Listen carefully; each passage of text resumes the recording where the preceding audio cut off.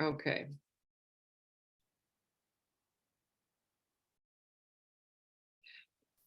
So welcome everyone. We're really excited about tonight's webinar.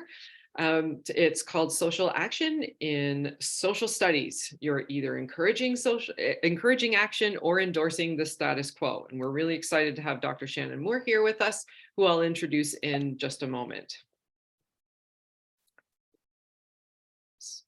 I just want to take just a quick moment to also to acknowledge the land. We are an Ontario-wide organization, so we do want to recognize that we acknowledge that we are gathered in the various territories of Indigenous peoples, and we further recognize the stewardship of these lands in which we live, work, and play. I also am coming from Kitchener, what's called Kitchener today, which is the Haldimand Tract within the territory of the Anishinaabe and Haudenosaunee people, and acknowledging my identity as a settler, and that the TRC calls to action definitely calls me to work every day and use concrete actions toward reconciliation. And I'm definitely on the path of learning and trying to move forward in a good way. Just to let you know who we are, OHASTA is a volunteer organization of history and social science teachers, primarily in secondary, but also in elementary schools too. And we've been around since 1978, so it's been a little while.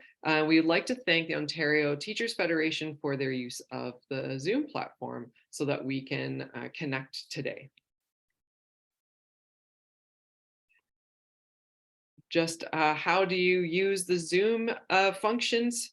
First of all, I would just ask that everyone stay muted until our guest, if they ask for that participation, at that point, you can unmute when she indicates that, but please stay muted. It's just to keep the noise to a minimum. And by all means, you're welcome to participate in the chat. If you have questions, comments, I'll be monitoring the chat as our guest is presenting. So fear not, if you have any questions, if you're not sure how to navigate something, just let me know and we can move from there. So Dr. Shannon Moore is with us today, and she actually, before joining the faculty at the University of Manitoba, she taught as social studies and English in the public school system. And she has been doing this work for such a long time. We're really excited to have her.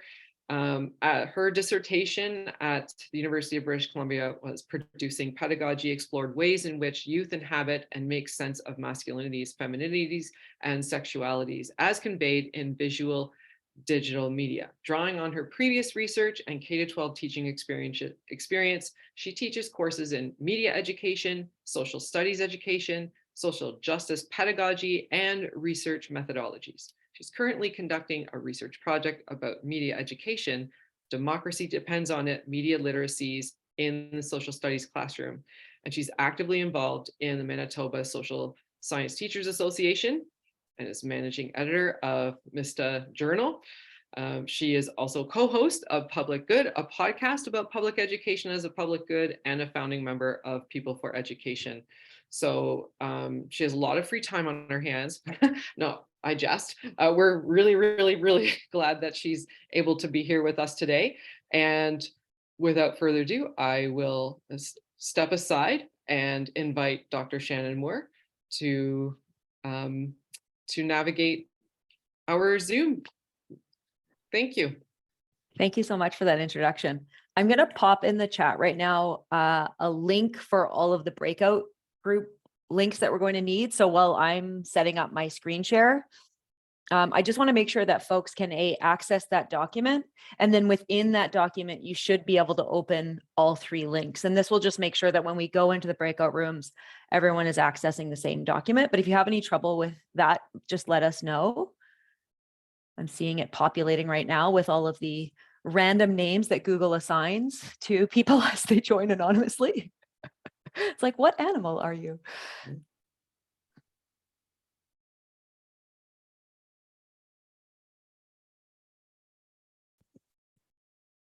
And I'm just going to ask Sandy that she can see just my slide, not my notes. Yep, you're good to go. Excellent. So thank you so much for inviting me tonight. As a former K-12 teacher, I can say I do have more flexible time on my hands than I did when I was in the classroom. I do not live my life by a bell anymore. So yes, I always look back at teaching and teachers in awe. So thank you so much for that introduction. And I am loving that our two social studies teachers organizations are connecting with one another. And I see that happening much more with SYNC as a result as well. So I wanted to start with my own land acknowledgement. I would like to recognize that I was born and raised on the unceded traditional territories of the Squamish, Musqueam, and Tsleil-Waututh peoples. Christine Sears suggests that settlers personalize their land acknowledgements so that they don't become rote or mechanical. As such, I use the image of the Ironworkers Memorial Bridge. This bridge is one on which I rode to and from work each day. It is also a bridge on which 23 people died during its construction. On this particular day in July of 2019, members of Greenpeace and Protect the Inlet rappelled from the bridge in protest of the construction of the Trans Mountain Pipeline. Will George of the Tsleil-Waututh Nation was among the protesters. I would like to quote him here. Our Indigenous rights are being completely ignored. The safety of our water is being ignored. And most of all, my son's future is at stake.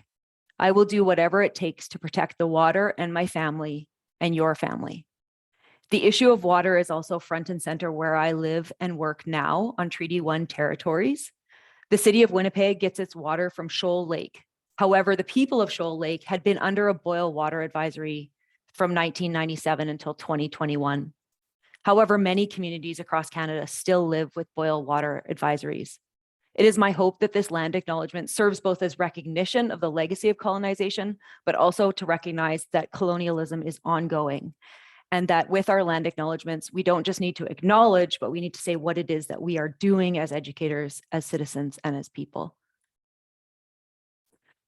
So with that, my goal for this webinar is to counter some of the mainstream misconceptions about action-oriented pedagogy. And you'll hear me throughout talk social justice pedagogy or action-oriented pedagogy.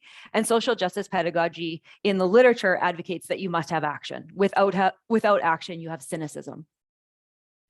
Secondly, I want to advocate the necessary role of social action in social studies.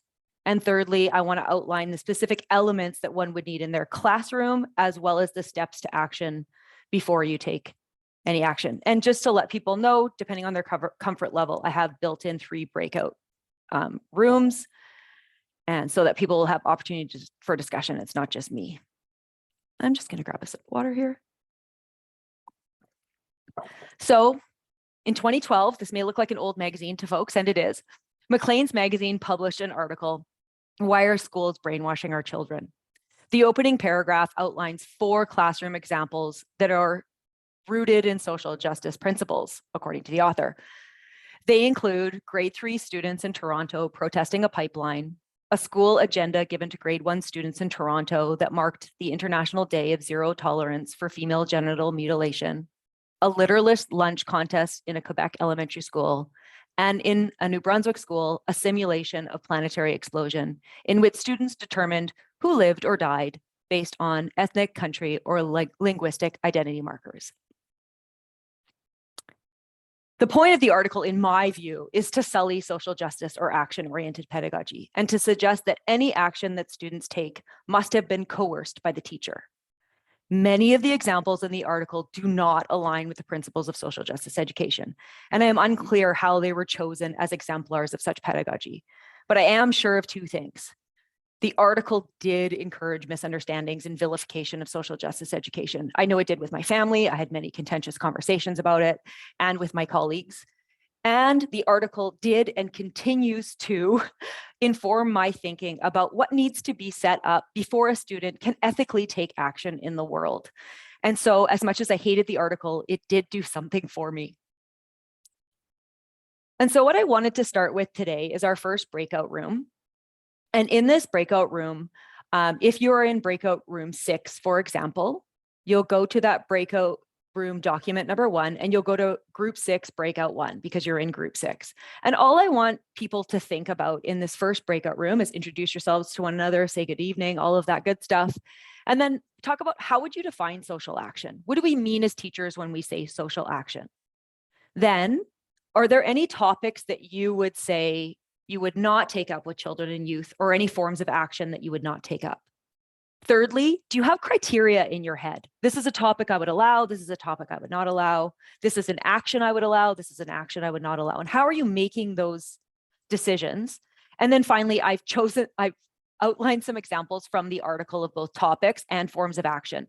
And then with that criteria your group comes up with, I want you to think about, would you consider, for example, letter writing? Is that an acceptable action according to your criteria? So I just want us starting to think about, like, how do we make these decisions as educators? So I'm just going to set up the breakout rooms here. Sandy, do we have still about 13 people? So I'll just do 4 rooms. So there'll be 4 rooms, and I'm going to set those up now.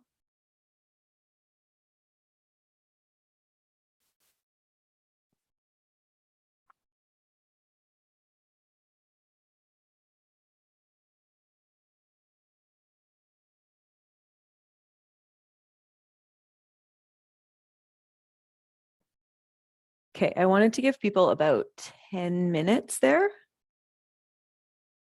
Is that okay, Sandy? I'm going to set a timer. I'm going to pause the recording right now. Excellent. All right. So Sandy and I were involved in some serious surveillance pedagogy while you folks were on your Google Docs, which means we could track where you were and what was going on there. So we're going to ask group 3, because I think they were the furthest along. Rachel, I know you were in group 3. Did you want to share? Did you want to? I feel like I kind of cheated because I've seen you give a similar presentation before, Shannon. Perfect. All right. So could you just tell us about the criteria you came up with for number 3? I'd be curious to hear about that. Sure. So criteria for topics engaged. So we had 2 that were kind of linked. So if anybody will feel hurt by this, it will endanger student safety. I could see the situation escalating quickly and getting out of my control, or that it might further polarize views rather than create understanding. And then the criteria for action is that I think I missed the word students, but students need to be very well informed on all sides of an issue before taking action. That it shouldn't be mandatory. So for example, writing letters is okay, but like making them send them is not okay. Yeah. Student driven, not teacher driven, and having Riley suggested this last one right as the rooms were closing, that has like a local or direct impact. So something that's actually in the student's own world. Right. And that comes to when they're picking their question or the, target audience that they want to look at, instead of, like some of the students will come in and be like, I want to solve racism. And you're like, can we just narrow that topic a little bit? Right. Yeah. Or like, let's do climate change. Yes. So narrowing the topic is something we're going to talk about later. Thank you for sharing out. We won't have time for all the groups to share out, but if you want to type anything in the chat, specifically, if you want to type in the chat topics on that list from the Maclean's article that you think are absolutely unacceptable, either as topics or as forms of action, I'd be curious to see that. Also, because we used open and viewable Google Docs, people can look at one another. So if you were in group 3, you can look at 2s just out of curiosity.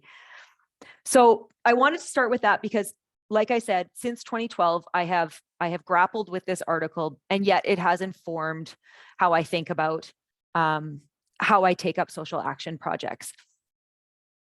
Sorry, okay. So the Maclean's article reveals some pervasive mainstream misconceptions about children, curriculum, and social justice pedagogy that may discourage educators from engaging social justice and action-oriented projects in their classroom. Recognizing this, it's important that educators can draw on the literature, clearly demonstrate how social justice themes and practices are part of the official curriculum, articulate the role and importance of active citizenship, and demonstrate the thoughtful pedagogical planning involved in student action projects, that you're not just saying to students, go do whatever. You can actually show that there was some method and some steps and discussions of ethics and safety and all of those things involved. Certainly, it may be frustrating that some forms of teaching need to defend themselves more than others, but that I think all forms of pedagogy, if they are sound, can be backed up. I wanted to spend about the next 5 minutes talking about what I call the greatest hits in the article. And the reason I want to do this is I think that some of the misconceptions in the article can have a chilling effect on educators, and it can mean that they don't want to take up social justice themes, which means that they're not taking up action-oriented projects. And so I'm going to go through what I'm calling the 4 greatest hits. Hit 1 is the construction of the child. The perception that students cannot participate in meaningful social justice action projects relies on a developmentalist construction of youth that ignores the ways that young people are already philosophical, mature, thoughtful, curious, and justice-oriented. Young people do not subscribe to a natural trajectory, meaning a 9-year-old can do the same thing as another 9-year-old always and a 10-year-old always. It doesn't go like that. This is evident in the varying constructions of children and youth across cultures and over time. So those of you that are using your historical thinking, you can see in continuity and change, the construction of a child in the 1920s would be very different than the construction of a child today. Beyond capable, young people have a right to express opinions on matters and decisions that affect them. And this is particularly important to remind right now with a lot of the parents' rights rhetoric that is coming up. Children also have rights, and the rights to hear views beyond that of their parents. Also, students are not waiting to be citizens. They are already citizens. As we know, students in all classrooms, as early as kindergarten, as Dr. Keenan points out, are impacted by inequity, marginalization, and oppression, and they are already critically engaging with their worlds in thought and action. There is no correct age to bring these ideas into the classroom. They are already present. Moreover, when we ignore particular topics in classrooms, we delegitimize students' experiences and stories. Students learn by these omissions. So if we are unwilling to talk about trauma and tragedies that are present in students' lives, they think then that their lives don't matter, and the protection of the supposedly innocent child is all we are worried about. Also, if students learn complacency in their schooling years, especially in their young schooling years, the risk is that this becomes their long-term markers of understanding citizenship. Instead, we want students to recognize themselves as change makers. And on the screen there, I have a book that can be used in early years. If you are a Rage Against the Machine fan, you can also hear Tom Morello actually reading that on YouTube if you are so inclined. The second myth I want to counter is the neutrality myth. All teaching is political. And I'm not saying partisan, I'm saying all teaching is political. You are either domesticating or empowering students if you're following the work of Paulo Freire. All curriculum emanates from and promotes certain understandings, ways of knowing, and ways of being. Put simply, there is no class or room, even this room, void of politics. Further, the status quo, which is often revered as neutral, is political. Those that wish to label critical philosophical discussions in the classroom ideological not only misunderstand the impossibility of neutrality, they ignore its imposition. So as an example, the books on the left may be unfortunately deemed neutral, while the book on the right is labeled gender ideology. We know that both are messaging, and labeling one ideological ignores the imposition of the other. As Ross and Vincent point out, there's a misguided and unfortunate tendency in our society to believe that the elements of the status quo are neutral and anything outside of the status quo is supposedly ideological. And many people would say that that's a tactic to try to keep us in our lanes.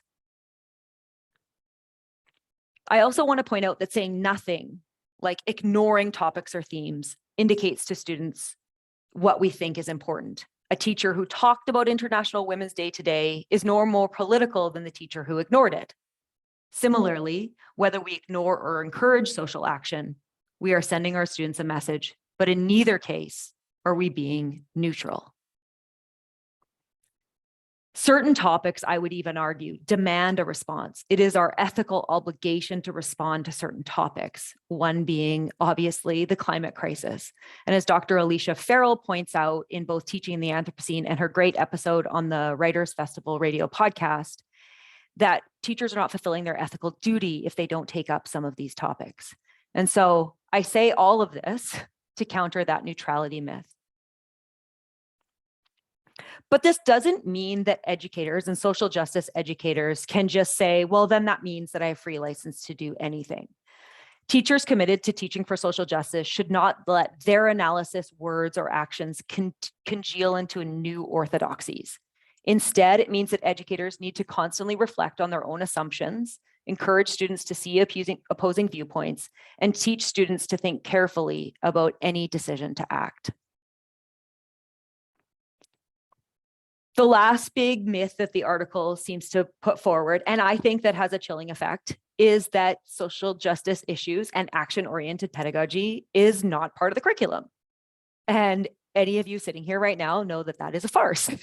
So if we were to think about our curriculum, and in the Manitoba curriculum, just off the top of my head, citizenship is a core concept in all of our curricula. The first 40 pages of all the curriculum documents from K to 12 are anchored to the concept of citizenship, and they're anchored to Joel Westheimer's notion of the 3 iterations of citizenship. It's not mandating a particular way to be citizen. Rather, it's suggesting that the concept itself is fluid, as well as there are a ton of social justice themes, historical actions, and skills that students would need to engage if they're going to take up action projects. So the myth that it is not part of the curriculum is what I want us to dispel in this next very quick breakout room, because I think that all of you will be able to fill in this next document. So what I want you to do now is to click on the second breakout room link, and it's a Jamboard.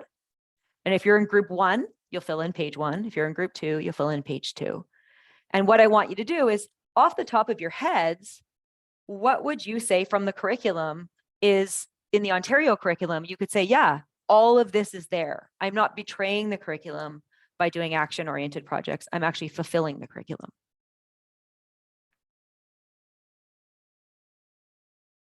Give me one sec here. Okay, there's 3 rooms, so we'll only be on 3 pages now. And now.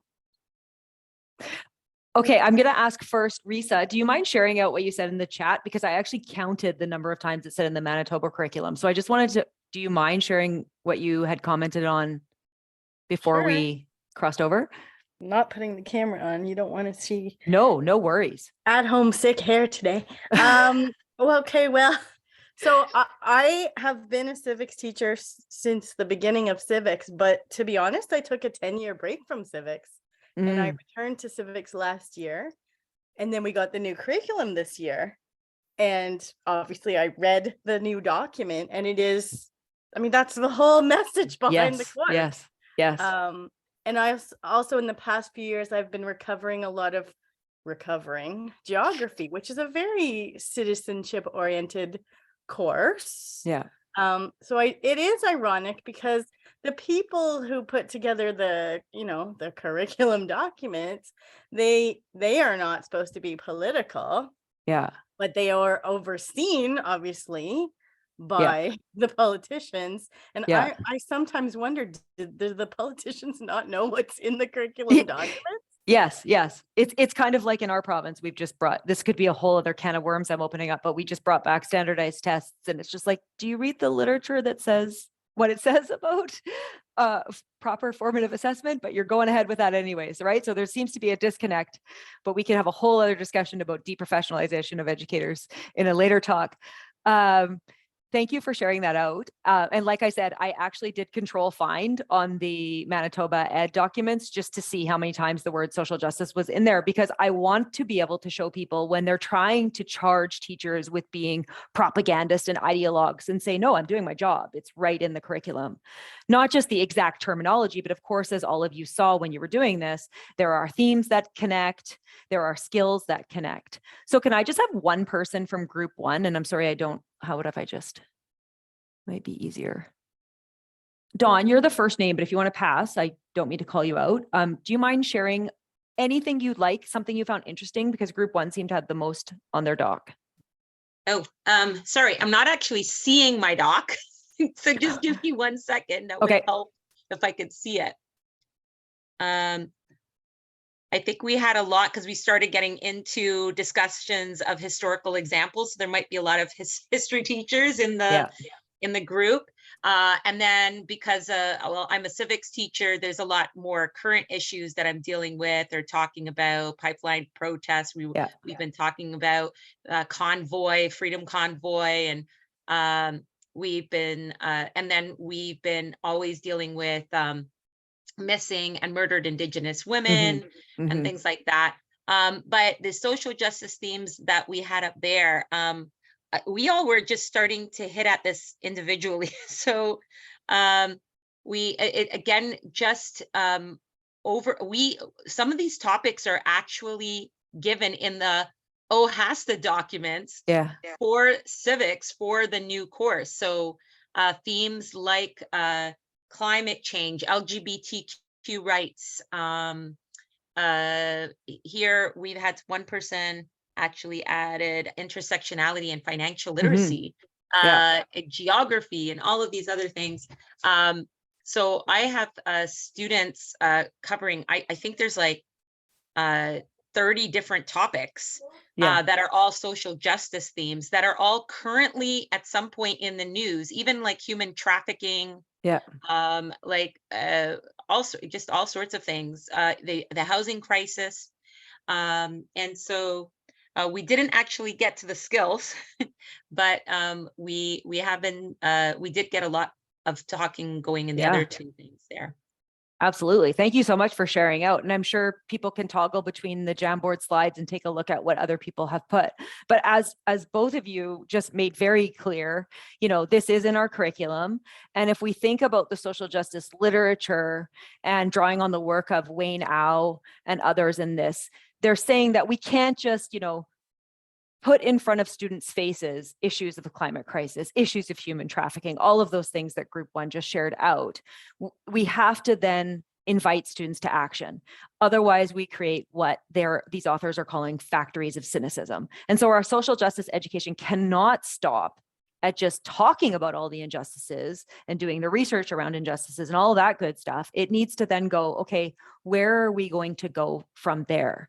And so this is where I'm going to talk about for the remaining part of the presentation. Then I want you folks to debrief the actions that I am suggesting and say what you think. And so the first I'm going to talk about is kind of the broader elements of my pedagogy in creating an environment for action, and then going on to the steps. So student action projects should not be the imposed end of an otherwise actionless classroom. Instead, active citizenship is a culture that is fostered in our everyday practices. Students should be introduced to current acts of protest and resistance. The youth climate strikes provide an excellent source of discussion, as students are invited to consider the objectives of the strike, the actions taken by the youth, the surrounding media coverage, and the immediate outcomes. By including current and historical forms of protest and resistance, students are introduced to varied actions that can be taken to challenge the status quo. Students can analyze different forms of activism through the lens of charitable works and social justice, and determine which fits which.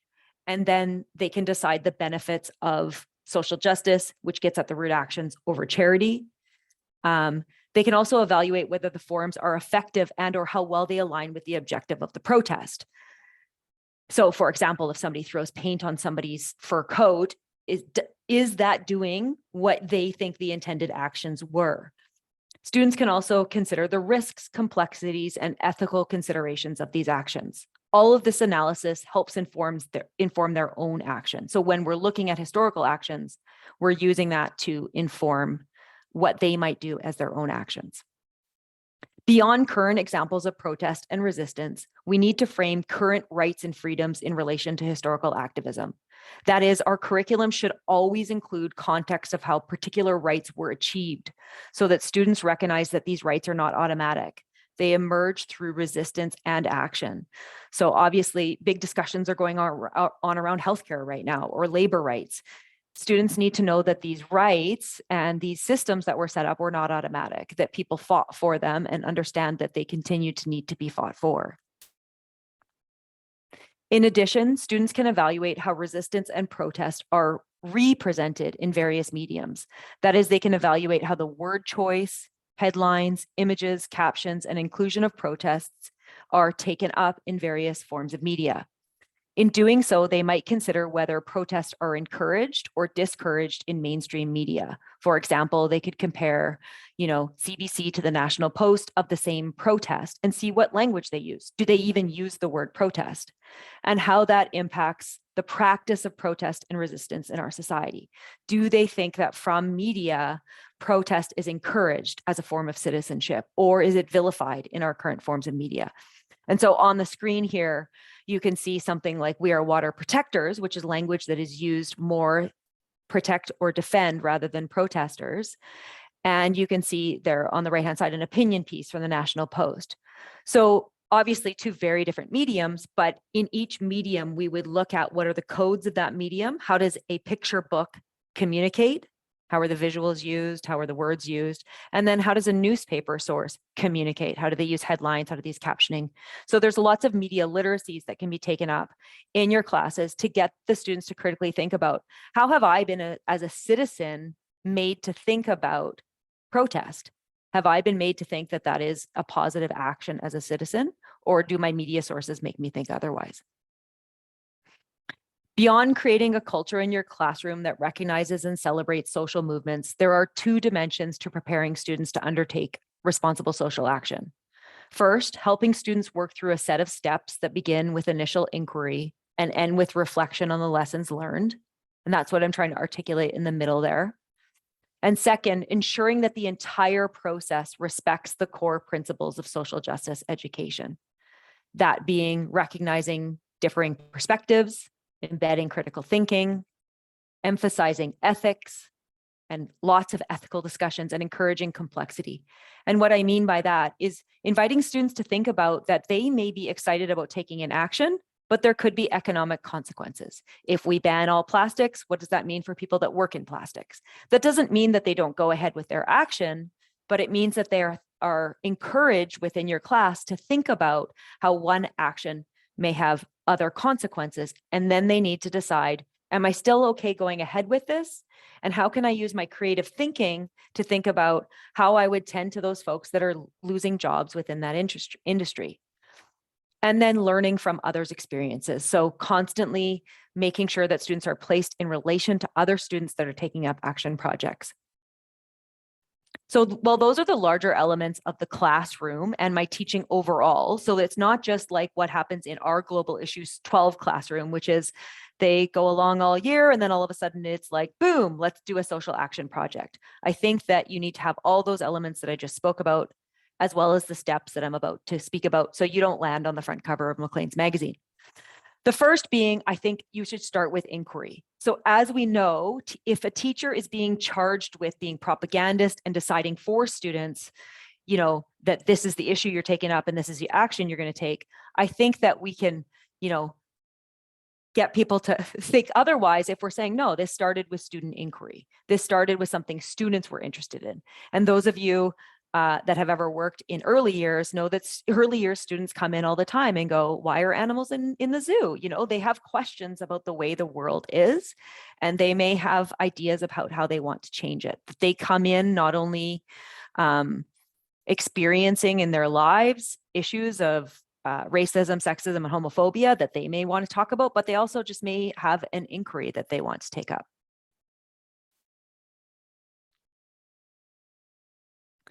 So as we mentioned earlier, and I can't remember if this was before the recording or not, is we talked about the importance, the first step after the students come up with inquiry is that they have to narrow the topic.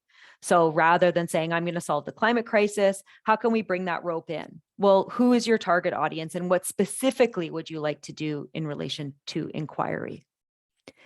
After that, it is very important that students are informed. They can't just say, I want to get rid of all disposable cups. They have to do the research on disposable cups in comparison to the travel cups people travel around with. They have to know the research on that before they take action. And they also need to research possible actions, specifically in relation to their topic. What has already been tried in relation to disposable cups? In that way, they're not just informed about their topic, but they're informed about what other actions have already been taken so that they can build on those actions and learn from those specific actions. After that, There we go. After that, in the steps, so we start with inquiry, narrow the focus, research the topic, research previous actions. The students then create a plan. And that plan involves creating objectives. What do they want to achieve in their action? Some people use the acronym SMART to do this: specific, measurable, achievable, realistic, and timely. But other people don't use that, and it's totally up to you where you go with that. But I think making sure students have a clear idea of what success in their action is. Having an idea of a target audience. Who do they want to appeal to? If youth already are on board and agree with them, then that's obviously not the target group they want to be reaching out to. And then they have to be able to say why that group, why have they chosen that target audience, and how does their action appeal to that particular group? And the plan needs to be research informed and recognize the actions that are already taken. So those are the criteria that I use when I'm asking students to actually create a plan. After they create the plan, they have to interrogate the plan according to, does this get to root causes, or am I encouraging a charitable action? So if we think about food banks, am I setting something up in my school to try to alleviate hunger in my community that would be considered a charitable action, or something that actually tries to get to the root of why are people experiencing hunger? And I'm not saying, and this goes back to what Rachel said earlier, I am not forcing them to do one or the other. I just want them to understand the difference. Some students are more comfortable writing the letter and not sending it, as Rachel said. Some students are more comfortable doing that action within their community to help face an immediate need, which is that people are hungry.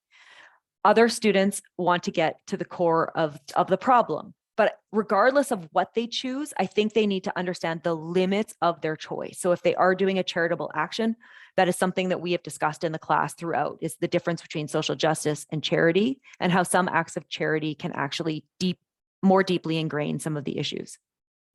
After they have created their own objective and they've interrogated themselves according to social justice and charitable, they then have to meet with a group of their peers. And they meet with a group of their peers so that they can be, critical friends and talk about, hey, who's your target audience? Do we think that your plan, aligns with that? What do we think about your actions? Are there any ethical issues that could arise? What are the complexities? So because we've done all that work in the course throughout, when we're looking at other historical and current examples, the students have this language, so they know how to be critical friends to one another. And then this happens at two different points throughout the process. So when they are critiquing the plan, they meet with their community of critical friends. And after they've done the action, they meet with their community of critical friends. Now, you might be wondering, when do they meet with you? And they meet with me after they've met with their peers to obtain necessary permissions.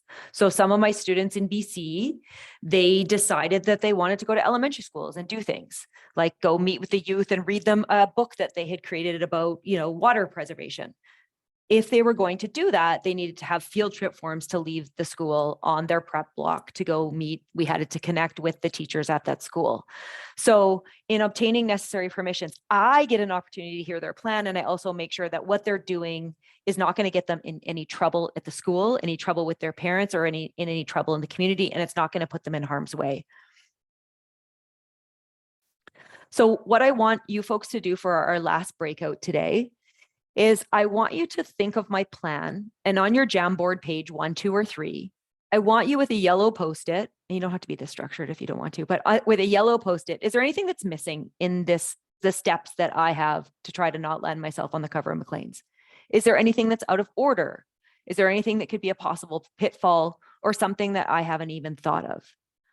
So what I'm going to do now, and maybe just for ease of community for this one, because you folks were with people last time, we'll keep you in the same group for this one. So you're just going to get 5 minutes, and I just want to hear, what do you think of this plan? Is this something that you think a person could say, yes, a teacher has done all the professional, ethical steps to take action in their classrooms without getting themselves in trouble?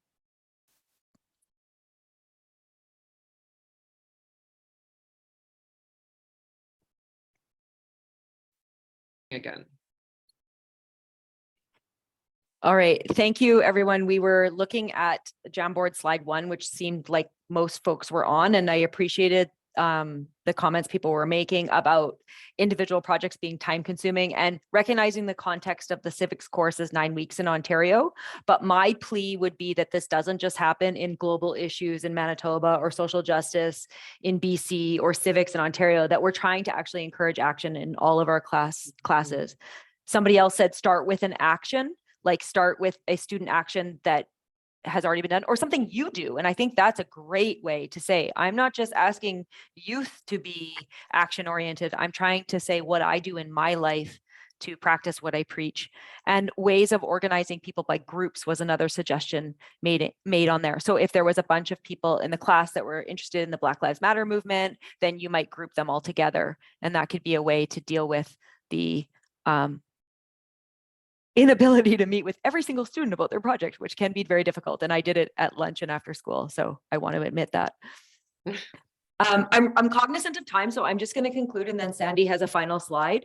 So I want to conclude today by saying there is no formula for conducting action projects, but there are important factors to include so that actions taken by students represent their interests, are thoughtfully researched to encourage complexity and reflection, and are carefully planned with ethics and safety in mind. Action-oriented projects are meant to promote active citizenship now and in the future. If the misconceptions of social justice and social justice pedagogy continue to overwhelm pedagogical practices, stories of inequity and marginalization will be ignored and delegitimized.